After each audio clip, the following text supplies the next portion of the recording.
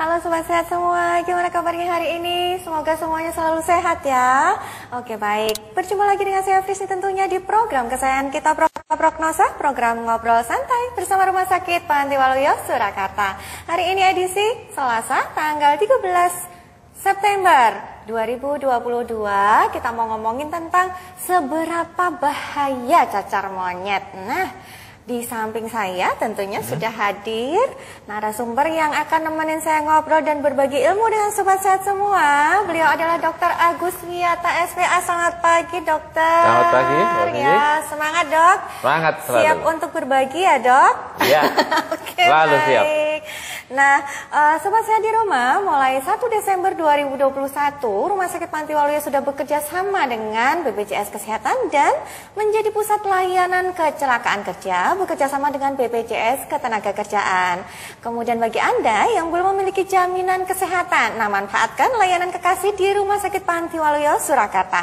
Layanan ini merupakan layanan single tarif dengan tarif setara kelas 3, sehingga berobat ke rumah sakit menjadi lebih cepat dan terjangkau. Di rumah sakit kami juga ada screening atau pemeriksaan mata gratis untuk Sobat Sehat semua. Silahkan datang untuk melakukan pemeriksaan mata, yuk, biar matanya selalu sehat ya. Jangan ada apa-apa dengan mata kita karena mata adalah jendela dunia. Nah, setiap hari Senin sampai Jumat jam 10 sampai jam 12 siang. Kemudian untuk hari Sabtu jam 10 sampai jam 11. Ada juga yang mau periksa wasir, ini juga ada pemeriksaan gratis setiap hari Rabu jam 10 sampai jam 14, kemudian hari Kamis dan Jumat jam 8 sampai jam 14. Kemudian ada pemeriksaan rehabilitasi medik gratis yang bisa dimanfaatkan Sobat Sehat tiap hari Senin sampai Sabtu jam 7 sampai jam 14. Pendaftarannya bisa melalui WA di 086156717076. Oke, jangan lupa buka attention di kolom komentar selama live IG ini berlangsung. Boleh konsultasi? Nah, kapan lagi dong bisa konsultasi sama Dr. Agus? Nah, nanti langsung dijawab apa-apa yang terkait dengan cacar monyet pagi ini ya. Kunjungi IGTV kami di @rspantiwaluyo_Surakarta atau di YouTube channel kami di RS Panti Waluyo. Jangan lupa like, share, dan subscribe-nya. Oke, kita masuk ke materi dokter. Ya, kita boleh. mau bicara tentang cacar monyet hari ini ya dok. Nah, apa sih ini? Sejauh ini sudah ada lebih dari 70 negara katanya yang sudah melaporkan kasus cacar monyet. Dan kasusnya sudah dikonfirmasi sekitar 40.000 di seluruh dunia.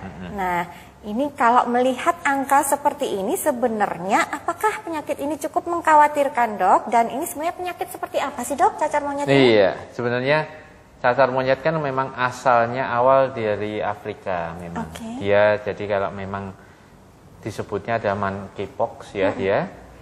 Virus mirip dengan virus cacar air. Jadi mirip, cuman bedanya adalah kalau pada cacar monyet ini angka kematiannya lebih tinggi.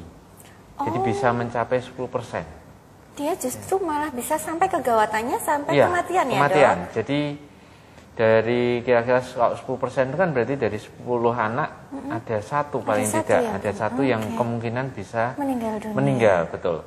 Nah, cacar monyet sendiri ini dia menularnya itu sama seperti cacar air ya. Jadi dia lewat droplet, kemudian bersentuhan, bersinggungan dengan penderita, terutama kalau ada airnya itu, bintik-bintik berairnya, nah itu bersinggungan di situ ya, itu membuat bisa tertular. Oke. Kalau misalnya nggak bersinggungan dok, tapi mungkin cuman ngobrol gini kayak kita gini, ya dropletnya ya, dropletnya kan ini, droplet itu jadi kalau sama-sama mungkin pakai masker mungkin masih lebih minimal ya? resikonya ya. Cuman kalau apa itu tidak pakai masker ya pasti pintu masuk kita kan dari hidung sama mulut. Begitu. Baik. Itu yang jadi problem. Jadi cukup mudah untuk menular ya dok Betul penyakit sekali. ini ya. Betul sekali. Oke baik. Nah sebenarnya di Indonesia sendiri nih dok sudah seberapa parahkah penyakit ini? Ya kemarin dari laporan dari Kemenkes kan di Jakarta sudah mulai ada. Nah, di Jakarta beberapa sudah mulai ada, kemudian di Salatiga kemarin ada laporan juga, tapi belum baru terduga ya, belum sampai ya terkonfirmasi. Kalau yang terkonfirmasi sementara ini dilaporkan baru di Jakarta. Yang di Jakarta. Betul. Nah, untuk pasien anak-anak sendiri, dokter, apakah si monkeypox ini dia akan mudah menular kepada anak-anak? Atau karena kasusnya kayaknya orang dewasa ya, dok, cenderungnya ya? Ya, beberapa orang dewasa ya memang ya.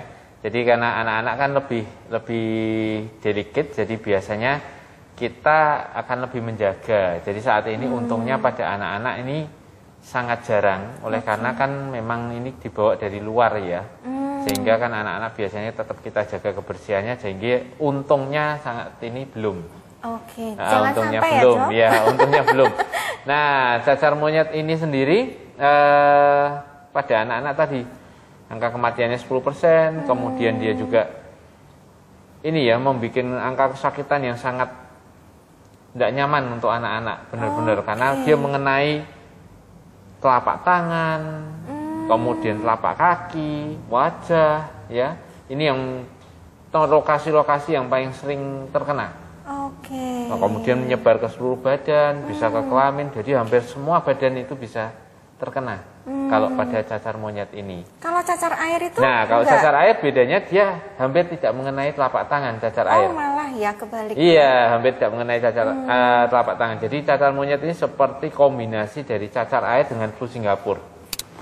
Mulut juga bisa kena, jadi hampir seluruh badan tubuh bisa kena. Bisa muncul itu, iya seperti air yang apa? Jadi bintik-bintik kita namakan kalau di kedokteran namanya vesicle ya. Vesicle itu jadi bintik berair, kadang bisa berisi nanah.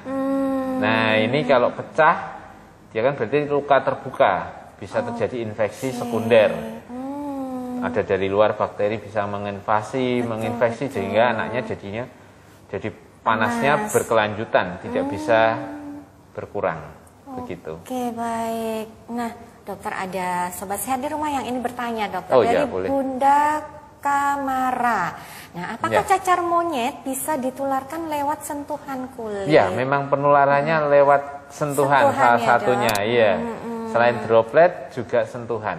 Pasti bisa ya, dok. Sentuhan dengan penderita, sentuhan dengan binatang, hewan pengerat terutama, hewan pengerat yang membawa. Kalau dari Afrika sana, dari WHO juga diberitahukan hewan pengerat terutama. Jadi seperti hamster, ya, mamalia, hewan peliharaan, wah celakanya ini. Kita tidak pernah tahu apakah mereka membawa atau tidak. Begitu. Jadi mungkin kalau yang punya hewan peliharaan di rumah ya lebih baik mungkin bisa lebih baik hati-hati ya, berhati-hati. Juga ke dokter, apakah dia sehat juga atau tidak, jangan sampai menular kepada anak-anak kita gitu ya, dok. Atau divaksin. Hewan peliharaan juga divaksin ya, ada. Betul sekali. Nah, ngomong-ngomong tentang vaksin nih, dok, ini penyakit sudah ada vaksinnya belum ya? Ya, saat ini cacar monyet ini belum ada vaksinnya.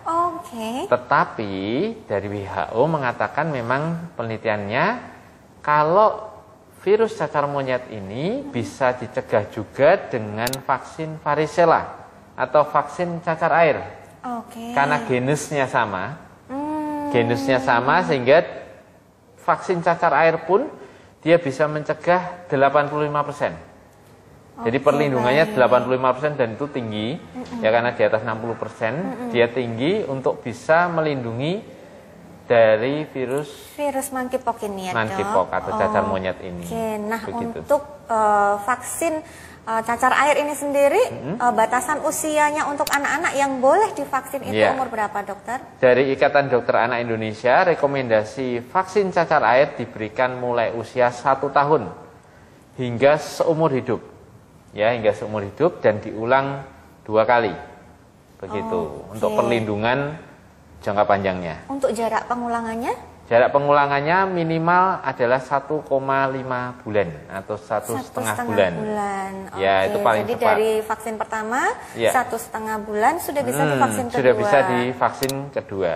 Supaya perlindungannya terhadap cacar air ini semakin perlindungannya kuat ya, maksimal supaya begitu. Betul banget. Nah, Ada lagi yang bertanya nih dok, dari Sobat Sehat, dari Bapak Rendra Surya 91.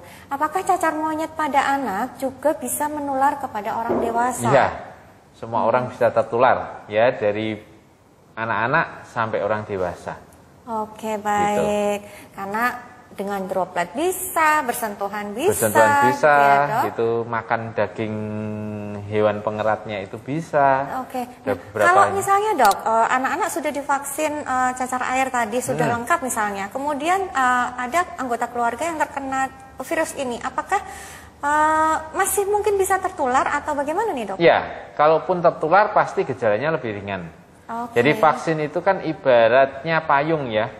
Jadi waktu hujan kita diberi payung. Apakah dengan payung kita tidak bisa kebasahan? Pasti kan bisa, tapi kan basahnya tidak kuyup. Nah, begitu. Basahnya tidak seluruh tubuh, sehingga vaksin itu prinsipnya seperti itu. Jadi dia akan melindungi, mengurangi terjadinya resiko keparahan. Kita kan ya nggak mau terjadi parahnya itu kan. Jangan sampai dokter. Iya itu. Apalagi anak-anak, aduh kasihan banget dokter. Nah ini dok, kalau misalnya seseorang terkonfirmasi terkena penyakit ini, kira-kira dia berapa lama penyakit ini bisa disembuhkan ya dok? Ya rata-rata penyakit ini sih sebetulnya sembuh sendiri. Cacar monyet ini bisa sembuh sendiri. Ya karena dia termasuk self-limited disease. Tapi sembuhnya 2-4 minggu. Cukup lama ya? Cukup lama, iya cukup lama. Hampir mirip-mirip cacar air. Kalau cacar air kan rata-rata 1-3 minggu. Ini 2-4 minggu. Ya keringnya dari si luka-luka ini cukup lama ya resolusi semua. Sembuh, benar-benar sembuh tuntas. Oke baik. Begitu. Nah, untuk membedakan sendiri dok, kalau misalnya nih ada seseorang yang dengan gejala-gejala yang mirip seperti itu, kemudian datang ke dokter, bisa membedakan ini cacar air, ini cacar monyet, itu apa? Ya, gampang. Jadi kalau cacar air itu telapak tangan hampir tidak terkena. Telapak tangan dan telapak kaki. Sudah kelihatan di telapak tangan. Ya, kalau belum tentu, belum tentu juga. Nah, membedakannya lagi, kalau telapak tangan kena kan kemungkinan juga bisa flu Singapura.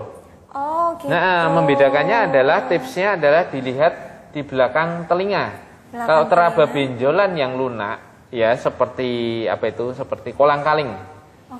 Seperti kolang-kaling begitu. Nah itu kemungkinan kelenjar getah bening. Kalau itu teraba di telinga kanan atau telinga kiri atau dua-duanya bahkan, itu adalah pembesaran kelenjar getah bening.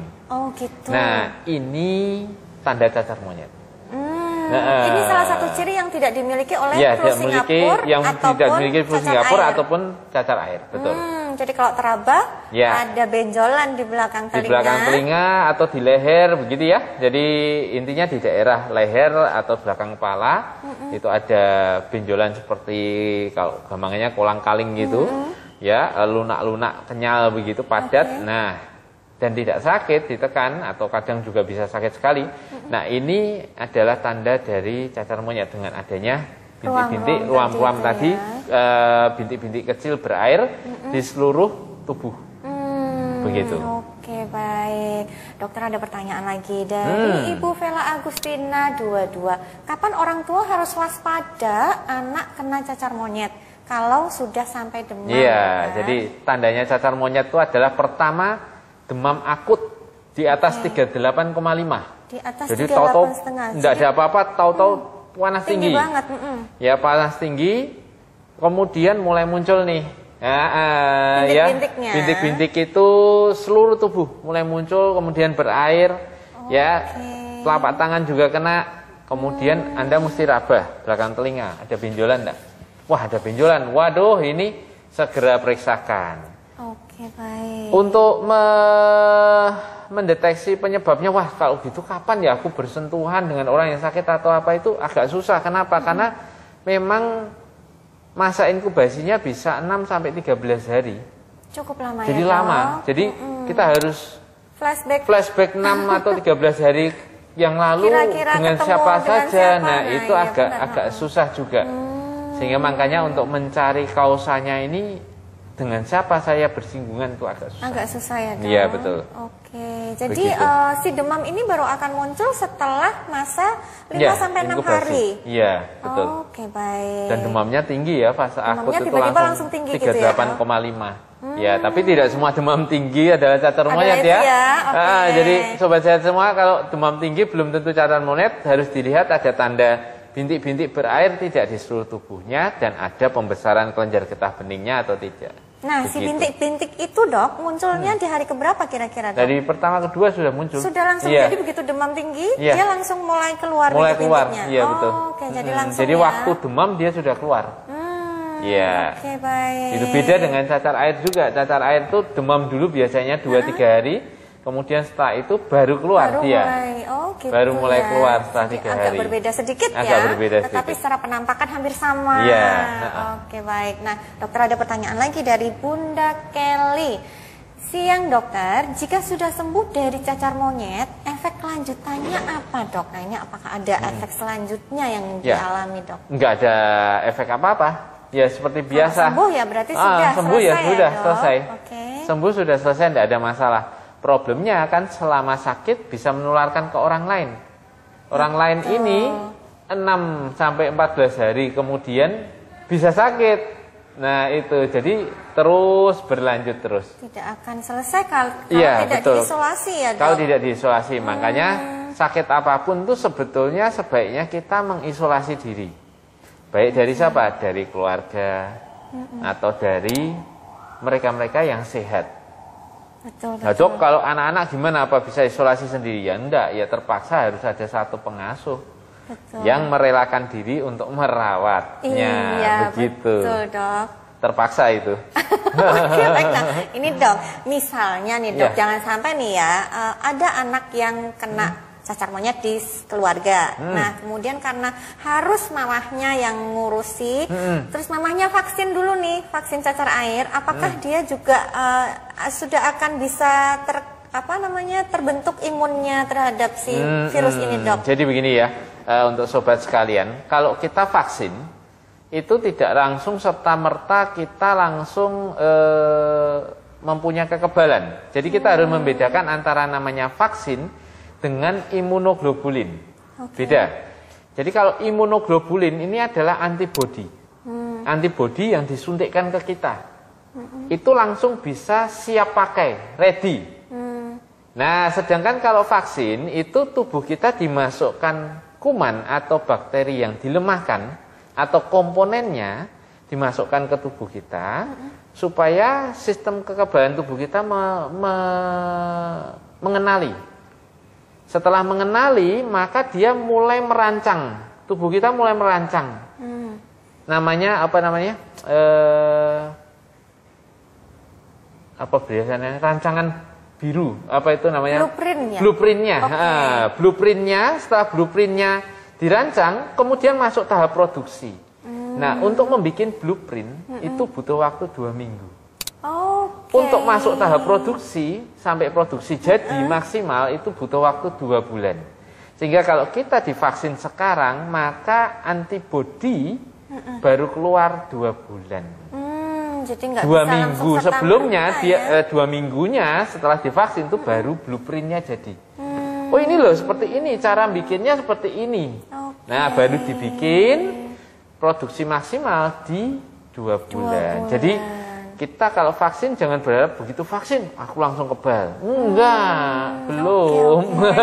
Itu baru pengenalan, baru mau masuk tahap produksi, sketsa dan produksi baru nanti. Itu beda dengan antibodi atau imunoglobulin. Kalau kita disuntik imunoglobulin, ya langsung saat itu bisa kepakai. Tapi vaksin dengan imunoglobulin harganya jauh berbeda. Ya, imunoglobulin. Karena yang satu fast track nih ya dok. Ini satu fast track sekali. Imunoglobulin itu bisa 10 kali lipat dari harga vaksinnya. Oke, baik. Begitu. Ya, oke dokter. Ada pertanyaan lagi dari sobat sehat di rumah dari Ibu Sheila Warna. Dokter, kalau anak sudah pernah kena cacar air, apakah juga bisa kena cacar monyet dong? Iya, jawabannya bisa. Tetapi sangat minimal. Karena kan kalau sudah pernah kena cacar air, maka tubuh sudah punya antibodi, mengenali. Sehingga waktu cacar monyet berusaha menyerang, tubuh langsung memproduksi antibodi. Gitu. Sehingga virus yang ada langsung dihambat pertumbuhannya, bahkan tidak berkembang, langsung akhirnya virusnya mati atau hilang. Gitu. Jadi tapi bukan berarti kalau ada pasien cacar monyet ya kita malah mendekat kan gitu, tidak ya. Jadi kita tetap menjauh. Nah, tetapi resiko terkenanya sangat minimal sekali. Minimal bagi yang sudah pernah kena cacar air ya. Betul sekali. Oke, baik. Nah, dokter, kalau misalnya ada seorang anak yang terkena cacar monyet ini, apakah akan muncul komplikasi-komplikasi lebih parah dari penyakit ini, dok? Ada kemungkinannya nggak kemudian dia jadi semakin parah, misalnya punya asma atau bisa mempengaruhi kah, misalnya punya penyakit yang lain, jadi komplikasinya semakin lebih parah gitu? Ya, sampai saat ini sih tidak ada ya. Jadi tidak ada seperti COVID itu kita bilang long COVID gitu ya. Ini enggak ada kalau di cacar monyet. Jadi tidak ada namanya efek atau gejala sisa dari penyakit ini. Iya. Jadi dia virusnya kalau sudah selesai, sudah tertangani, ya sudah. Ya sudah, selesai. Kecuali bila memang ada komplikasi. Contoh misalnya kena cacar monyet dengan radang otak barengan waktu itu, atau cacar monyetnya sampai mengakibatkan radang otak, kemudian ya karena suatu dan lain hal terjadi kerusakan otak.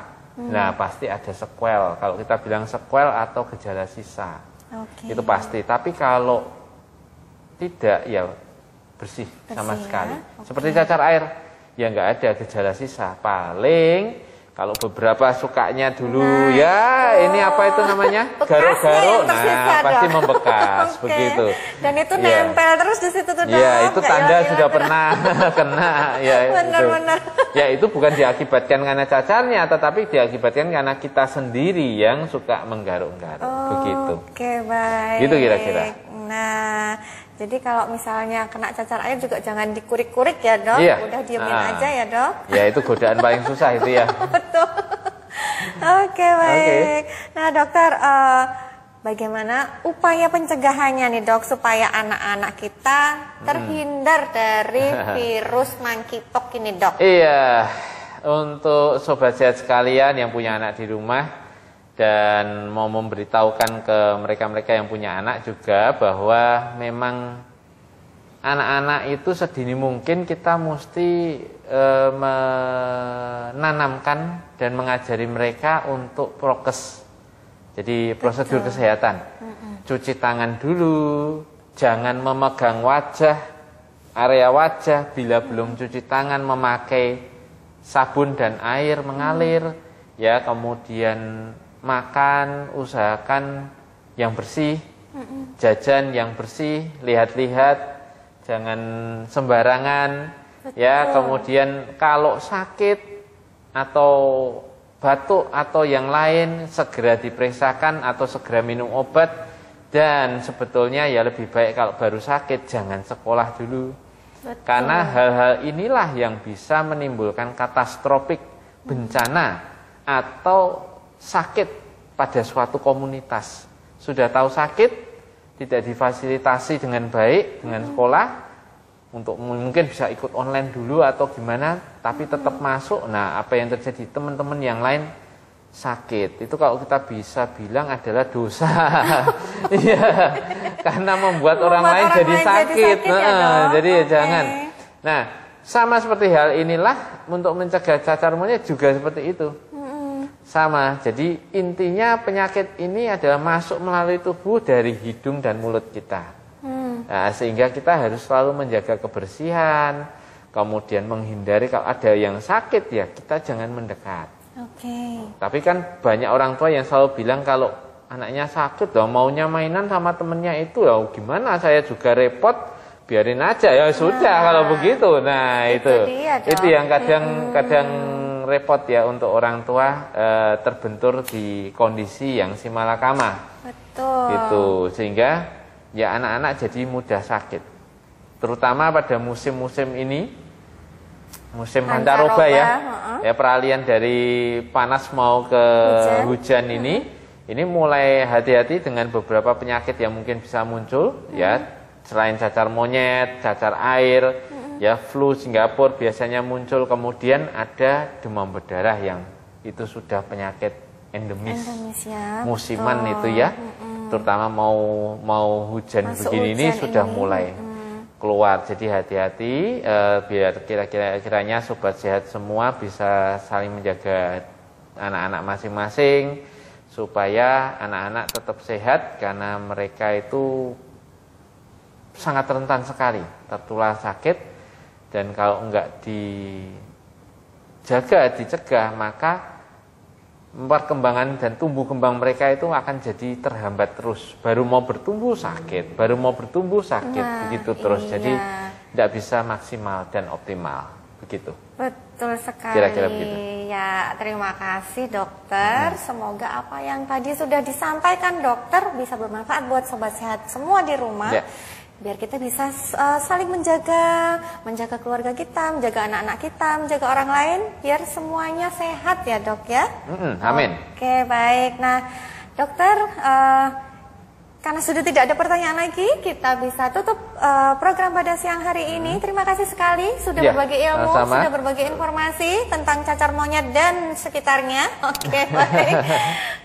Kita akan berjumpa lagi di tema-tema selanjutnya ya dok? Boleh. Baik, nah sobat sehat semua, kami berdua pamit undur diri. Jika ada kata-kata kami yang kurang benar berkenan, kami mohon maaf yang sebesar-besarnya. Nantikan terus prognosa untuk tema-tema yang lebih menarik selanjutnya tentunya di Rumah Sakit Panti Waluyo di IGTV kami di @rs_pantiwaluyo_Surakarta tentunya ya. Jangan lupa dinyalakan notifikasinya supaya setiap ada program prognosa langsung ada notifnya ya. Oke, baik. Untuk sobat sehat yang mau konsultasi atau membutuhkan layanan poli anak untuk praktek dokter Agus, sobat sehat bisa mendaftar untuk pelayanan di setiap Senin sampai Jumat jam 8 sampai jam 14, khusus hari Sabtu di jam 8 sampai 13. Kemudian dokter Agus juga buka klinik sore di hari Senin, Kamis, dan Jumat di Senin, jam Rabu, Jumat ya. Oh oke. Saya koreksi, Senin, Rabu, Jumat di jam 18.30 sampai 19.30 ya dok? Ya, oke, baik. Silahkan telepon ke 0271712077 di extension 0 atau 1000, atau juga bisa WA, Telegram, SMS di 081567170776. Bagi sobat sehat yang perlu emergency, bisa langsung telepon ke hotline IGD kami di telepon 0271712114 atau di WA kami di 082137466631. Oke, baik. Nah, akhir kata kami berdua pamit undur diri. Kita bertemu lagi di program-program selanjutnya. Salam sehat, salam sejahtera, salam cinta dari kami. Sampai jumpa.